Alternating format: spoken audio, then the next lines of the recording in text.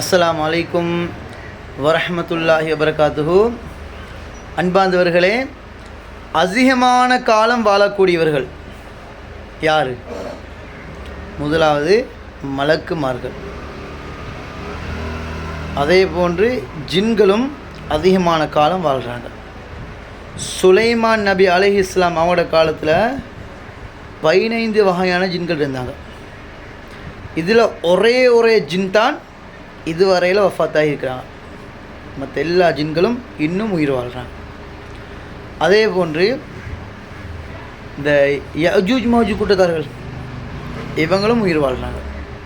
கிட்டத்தட்ட 4000 வருஷத்துக்கு மேலால் வாழ்கிறாங்க.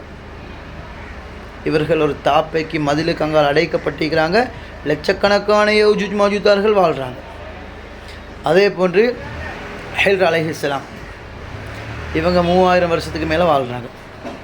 அதே போன்று ஈசா அலைஹிஸ்ஸலாம் இவங்க 2000 வருஷத்துக்கு மேலே வாழ்கிறாங்க. அப்போ அன்பார்ந்தவர்களே, ஆதம் அலைஹிஸ்ஸலாம் 1000 வருஷம் வாழ்ந்தாங்க. ஷீத் அலைஹிஸ்ஸலாம் 882 வருஷம் வாழ்ந்தாங்க. நூஹ் அலைஹிஸ்ஸலாம் 1452 வருஷங்கள் வாழ்ந்தாங்க.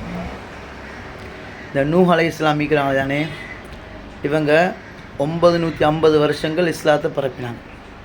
ஆனால் இஸ்லாத்துக்கு வந்த மக்கள் எத்தனை பேர்? வெறுமனே 80 அல்லது 70 அல்லது 6. நாங்கள் 80 என்று வைத்து கொண்டாலும் 100 வருஷத்துக்கு ஒத்தர் இஸ்லாத்துக்கு வந்தில்லை. அப்போ அவங்க துவா கேட்டாங்க, அல்லாஹ் அந்த கூட்டத்தை அப்படி அழிச்சு போட்டாங்க. அதற்கு பின்னால் நூஹ் அலைஹிஸ்ஸலாம் அவங்க இன்னொரு கல்யாணம் முடித்தாங்க. அந்த வெள்ளத்தில், ஆரம்ப வெள்ளத்தில் நூஹ் அலைஹிஸ்ஸலாமோட மனைவி கண்ணன் மகனெல்லாம் வஃபாத்தானாங்க. அதற்கு பின்னால் நூஹ் அலைஹிஸ்ஸலாம் அவங்க இன்னொரு கல்யாணம் முடித்தாங்க.